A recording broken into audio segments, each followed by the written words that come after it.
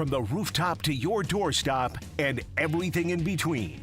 It's Mr. Fix-It Tim Noteboom on It Takes Two with Amy and JJ. Mr. Fix-It time, taking all your home maintenance and home repair questions, is Mr. Fix-It himself, Tim Noteboom. Welcome back to the studio. Hi, guys. Happy New Year. Yeah, beautiful start to the new year, maybe. I know. A little flurries outside, but it's not bad. I know. I was telling JJ that my kids were outside playing with the neighbor kids last night. They were playing football. Yeah. There's no snow in the yard. They're playing football.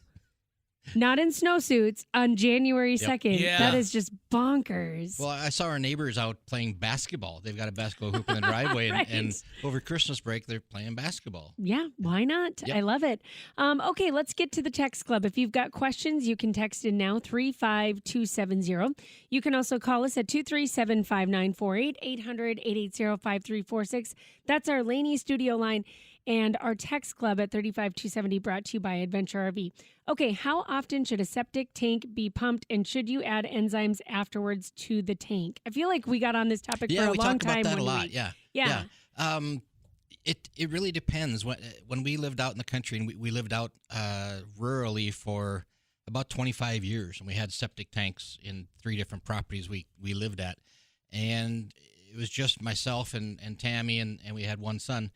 And to be honest, we never pumped our septic tank, but we were pretty conscious about what we put in it, about how we took care of it. So we didn't really have any problem with it filling up. If you got larger households and you go through a lot of toilet paper, a lot of things, products like that, then yeah, you might want to get it pumped a newer system, 3-4 years, something like that, maybe 5. Adding enzymes or adding other type of organic matters to get the biomass heating up is always a good idea. Especially this winter is going to be really important because so far we have no snow. And if you look at the 10-day forecast, the weather starts getting colder and colder and colder. So that frost is going to drive down deep. And someone could run the risk of having a frozen septic tank or drain field if they don't have enough biomass in there to generate heat. I know one big thing, too, is if you find yourself pumping your septic tank on a semi-regular basis, there's another issue, right? So, Right. You're getting water in there somehow. There's, some kind of a leak. Yep. I years back, I remember I had a friend who was like, yeah, we had to pump our septic system 3 times this year. And I go, and it's just you and your wife? There's something wrong. There's something wrong there. Yep, the drain field may not be working properly, or there's something going on where that water is just not getting out of there. Okay, this is a great question that I don't think we've ever asked. But someone says, is there questions we should be asking when window shopping? For example, we live by a highway and some windows are better for noise, UV protection, etc. What are the questions they should be asking when window shopping? Wow, that is a good question. We have not had that. I know, and that's a really great question. Right. Probably start with your budget when you're doing window shopping, because if you're on a little tighter budget, vinyl windows and vinyl replacements are going to be your best go-to. Then as your budget increases, if you want to do some clad casements or aluminum casements or things like that, then they start getting a little more expensive. Looking at windows, yes. If you have south-facing windows, you want to think about some UV tint or something in there to stop some of that sunlight from fading the carpet, or actually changing the colors of walls behind pictures. Woodwork, things like that always changes with the sunlight. The other thing to think about is there is a difference between a slider window and a casement window or double hungs with how much energy efficiency there is. Slider windows or double hungs tend to be a little more drafty. Again, they're a little more on the economy side, so you have to look at your budget. But they tend to let a little more breeze in than a casement because of the positive locking on the casement, and it tends to seal up better. And that would probably affect your noise, too. So if you're on a busy street, you want something that seals tight and maybe has a thicker glass. I mean, I think maybe the number one question is, what windows did you put in your home, Tim Noteboom? Well, that's always our go-to question, because you built not that long ago. Right. Yep, and you made all these choices. Yep, we did. We did these choices, and And what I put in was clad casement windows, which means a casement window is ones that with a crank on it that crank out, from the side. And then when they close shut, you have a lock on the side, you lock it shut. And that's always been my go-to for the last several houses because I was very conscious about, I want a good product that's going to last. So an aluminum clad window for me was my choice. But I have a lot of good friends that did some new windows and put some nice vinyl windows in, and they're very nice. They've come a long ways. Yeah. In terms of, if this person really is right beside a highway and it's all about sort of trying to keep as much noise out as possible, then would you have to go for that higher grade window to get that noise either protection? that or a thickness of glass might help too. But the casement might actually close better and seal more to keep some of the noise out. You can also address some of that with some blinds during the day or night to close, and that might buffer some of that sound. I imagine, too, it depends. Like, if you're talking about, if this texter is talking about a house that hasn't had the windows replaced since, like, 1975. Correct. That anything you go for is going to be a major change. Yeah. Yeah. Right? Yeah, utility bills and the draft sitting there, if you have a chair close to that window, you're going to feel the difference in a 30-year-old window. While we're on windows, let me ask a question about what happens if you start to see condensation between like a double paned window? Condensation between the glass means that seal is broken. And what I mean by seal, there's two pieces of glass and there's an airspace in between. A lot of times they would inject some inert gases in there to help it. But they put a gasketed seal around these two windows to keep any moisture or condensation or regular air to get in there. And so what happens when that seal gets ruptured, and it all would take a little pinhole, then you start getting condensation because the outer glass is cold, the inner glass is warm, and you get moisture, up against that in that window, and it starts to grow when it's cold, and then it will dissipate during the day when the sun shines maybe, and it affects your visibility more than the actual insulation value. Because when you look at a window, the R value or the insulation value of that window is maybe only half or a third of what the actual wall is. So it is, where all the cold is going to come from regardless. So if you have a window that has an R7, say, for instance, if it has a insulated glass seal broken, maybe it's a 6.5 or a 6, but it's not crucial there. It's more of an aesthetic thing. So really, it's not something that, oh my gosh, middle of January, we got to rip out this window and put a new one in. Nope, it's not the end of the world. Again, if you felt the temperature on that one versus one right next to it that didn't have a broken seal, you probably wouldn't be able to measure the difference yourself without some equipment, but you may not be able to see out during the day. Okay. Yeah. Another question, and this might need a crystal ball for it, but why are orders for sliding glass doors 7 to 8 months out? Well, I don't know. I know that ever since COVID, and we keep using that as an excuse, a lot of times products and components got delayed so bad. And this could be one of those things that it's maybe not the framework or the rollers or the latch. It might be the glass itself.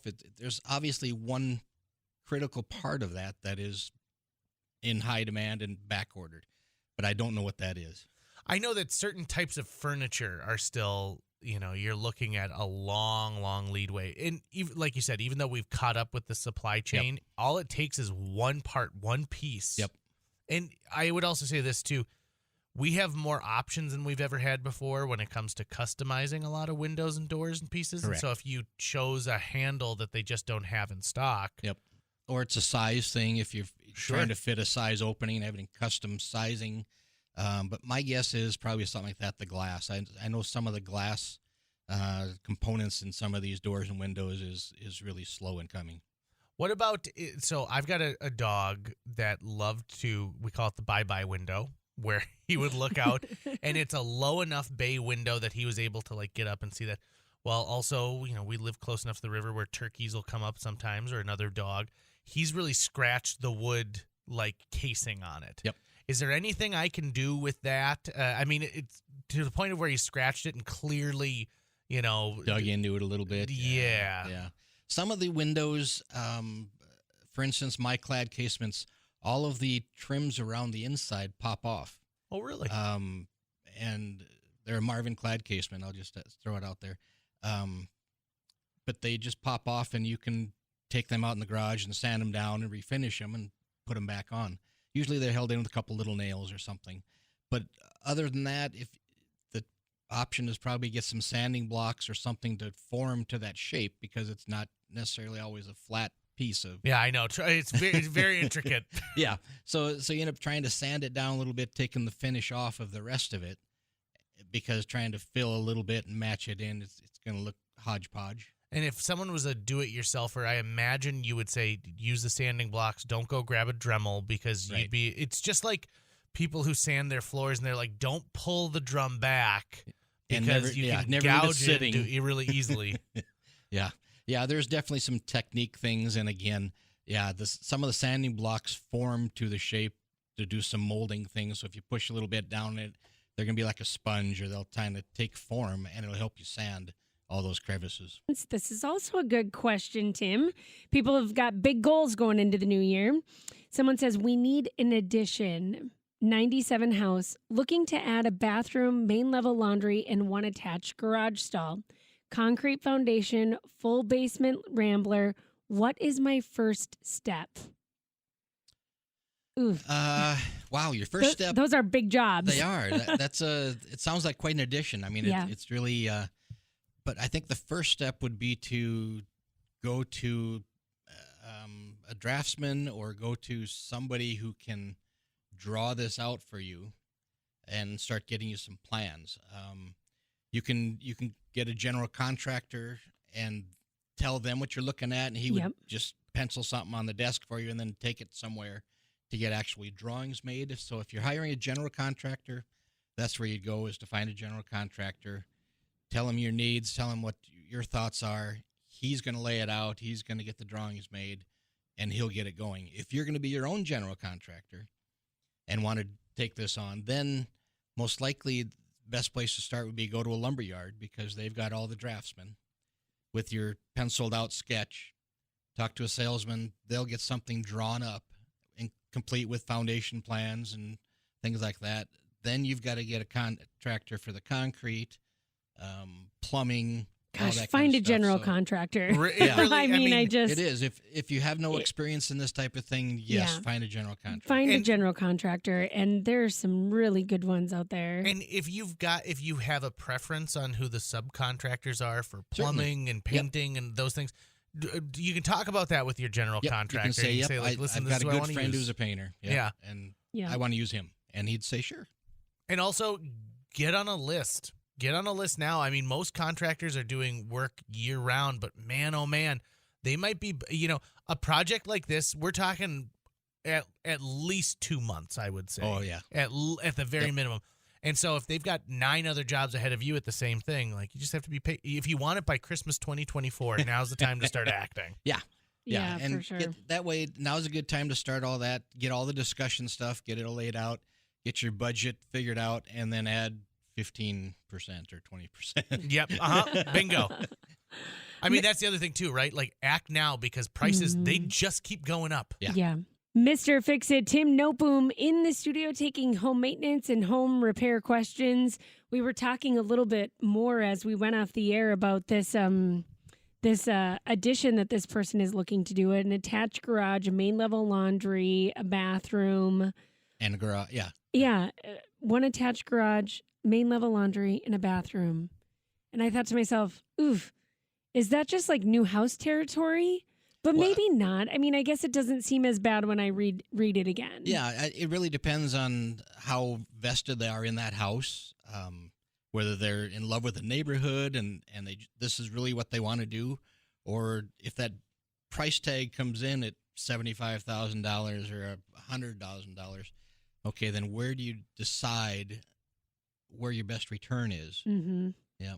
It's also, they're talking about 2 things that involve a huge amount of plumbing, a bathroom and a main level laundry. And so unless you're stacking that right above, unless you're putting a bathroom right above where another bathroom was, and even that case, it's difficult, or Right. getting the plumbing lines. Is the basement unfinished, so you can get to the plumbing lines and electrical and all that kind of stuff. So there's a lot of components to that. Yeah. Here's but an interesting. a contractor will help you. Yes. That's the That first should be place. first step. Yes.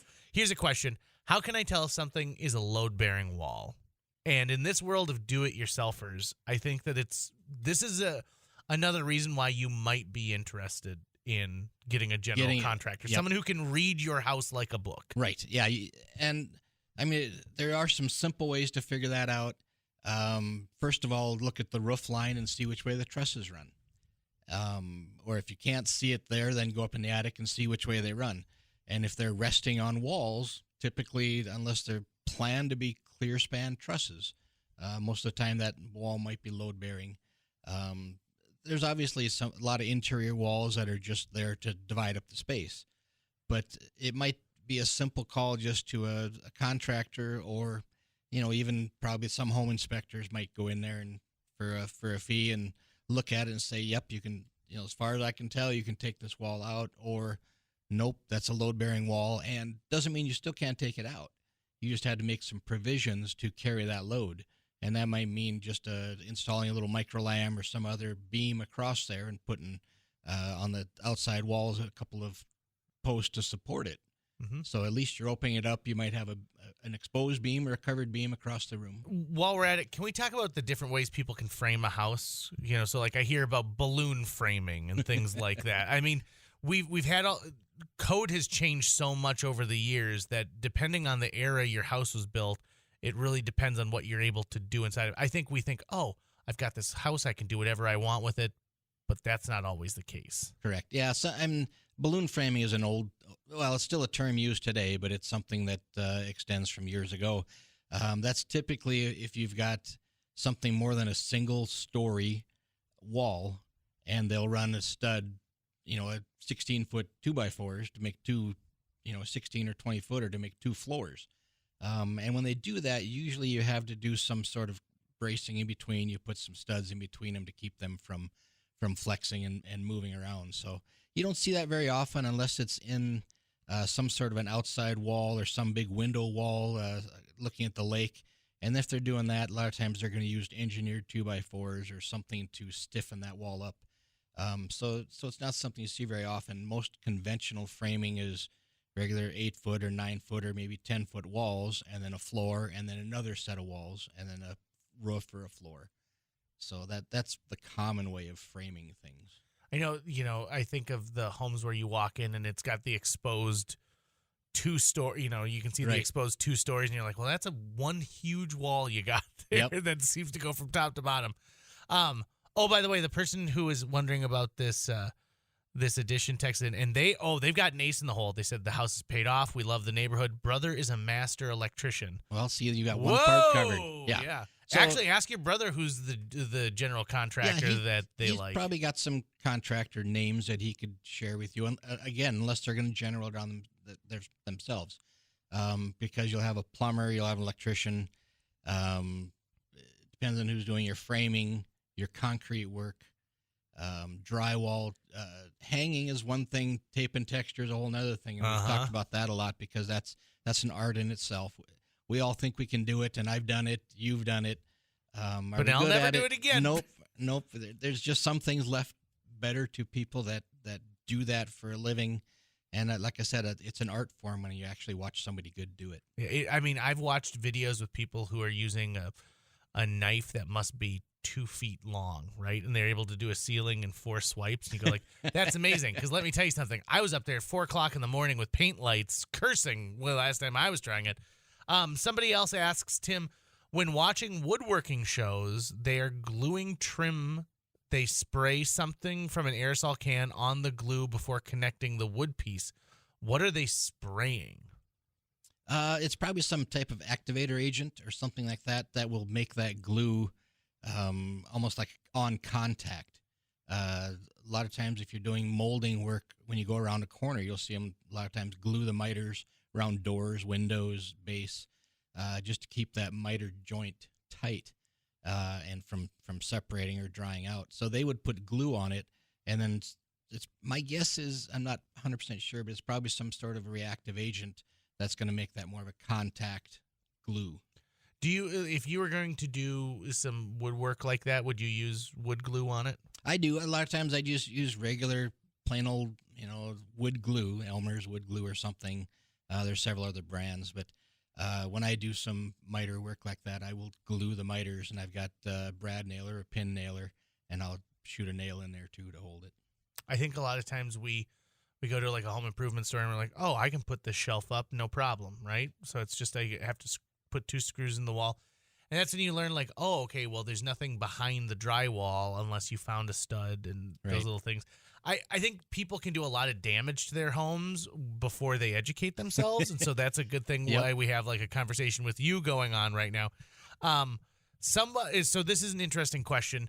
Somebody's asking about they had a house that was built in 1982 and they're getting ready to do renovations. And one of the things that they were doing is they took a chunk of the wall out and it's drywall over plaster. So clearly at one point they were like, listen, the plaster's cracking. We're not going to pull it all out. We're just going to put drywall over that. And they're wondering, should I make it to match and double the drywall layer? Double the drywall layer. That'd be one way. If it's one continuous wall, or you're getting to a spot where you've got the other thicknesses, you might consider doing that. I would tend to just have a little corner lip or a little transition piece there or something. I mean, conceivably, you could cut like first strips for each of the 2x4s, right? And get somewhere closer to that. Yep. I feel like it's double the expense for just the material if you did double drywall. Yeah, if you're going to pull that old plaster off and lath off, you're right. You might be better off just furring out those 2x4s. Cutting some strips, whether they're 1/2 inch thick or whatever you need to make up the difference, and then just sheetrocking that way. Yeah, I mean, I would, and you don't get any extra value, I think, if it's an interior wall doing a double drywall. No, there's no. Your picture will stay hung a little bit better without any kind of an anchor. Yeah, it might be a little quieter wall with 2 sheets of sheetrock, but I think that's twice the work of furring out those 2x4s. Another person wants to ask, we have a very sloppy entryway at the back of our house, hardwood up to it. I'd like to pull some of the hardwood out and add tile in that area. So I imagine like if you had like like an entrance space that's going to be like tiled, probably easier to clean. Yeah. Could you do that? Sloppy as in messy water and mud. Okay. You could certainly pull the wood floor up if it's real wood. There's going to be a lot of nails, and a lot of times it's going to be thicker. So you have to think about the thickness because you'll be going down to some subfloor underneath that. And then how are you going to make that up, or do you need to for the next transition? So where it meets the next, if you're going to put tile, whether it's ceramic or Duraceramic or vinyl tiles, whatever, how's that thickness going to line up with the next piece into the next room? I feel like that can be a little tricky because depending on how heavy-handed you are with the mortar, right? I mean, if you're doing ceramic tile, right. Ooh. Because you're putting true mortar in there.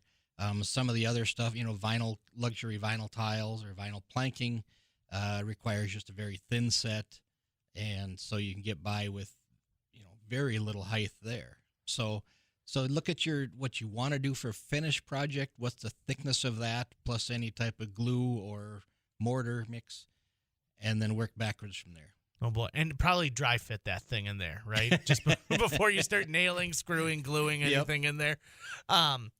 Another person wants to know, they've got some crumbling brick around a fireplace. Is there anything you can do to protect the brick that's there before I start pulling the old pieces off? Oh, I don't know if there's a product to put on that or not. I've seen a lot of mortar around fireplaces that starts to get crumbly and dusty, and you kind of pick at it and clean it till you get something solid.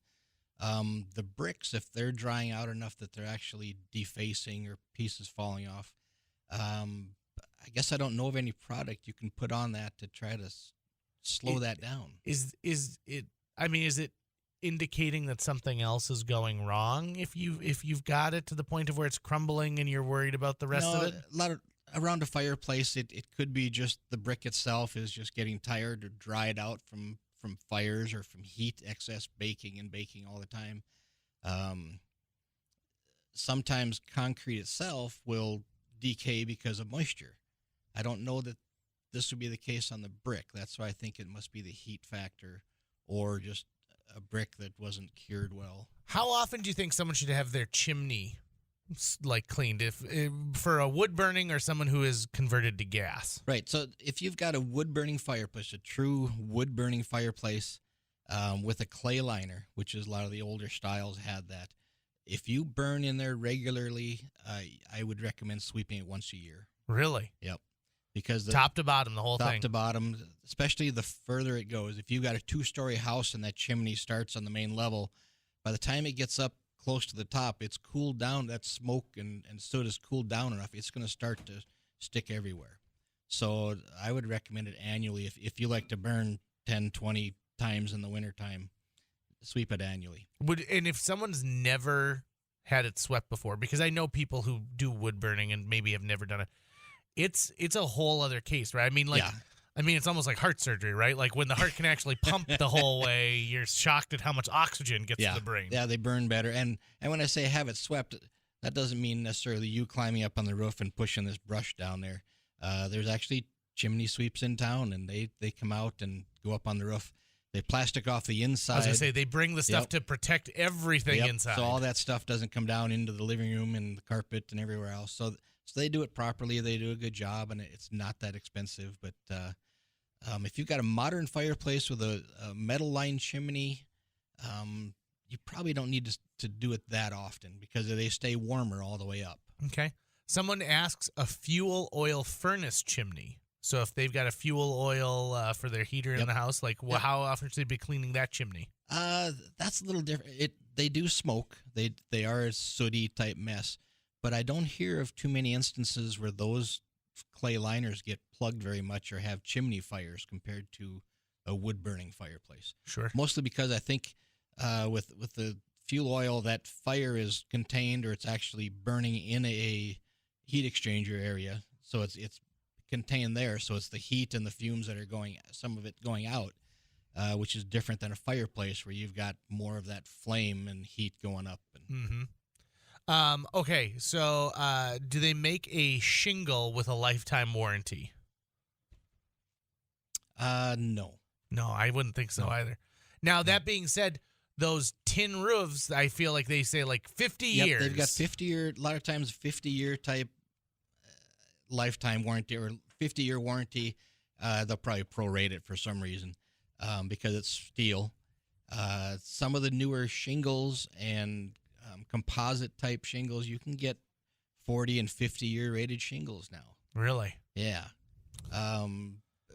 Which is fine if you're going to live in the house for 40 years. Right, because normally they don't transfer to the new owner, so it's not a benefit to the next person who's going to be in that home. So before you start going from the traditional shingle that's a 25 or 30-year shingle up to something that's 50 years, think about that investment difference.